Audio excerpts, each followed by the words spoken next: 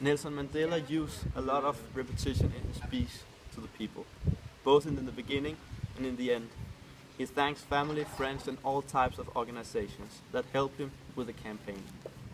He ends the speech with two sentences: I fought against white domination and have fought against black domination. He tries to get his message very clearly out to the people. The intended audience in Nelson Mandela's speech would go to the people of South Africa and the supporters who fought against apartheid. The audience of the speech could also be apartheid groups who were against the blacks. He wanted the people to see that a non-violent reaction could be a better solution. He would like all the gather as one peaceful society. Peaceful. Yeah.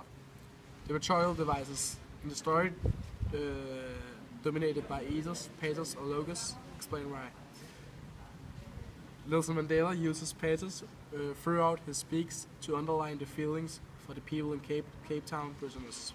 He gives the people in the prison a proud feeling, which is shown on the page 1, line 20. I send special greetings to the people of Cape Town.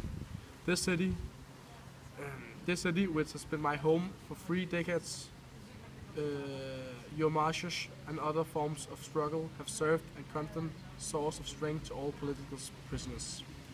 He also uses logos as trust to his readers when he tells us about his stay in the prison and how he sacrificed himself for the black rights.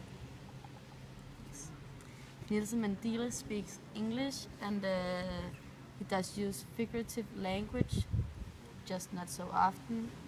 For example, he says, I stand here before you not as a prophet, but as a humble servant for you. But not anything else. Hvad for noget?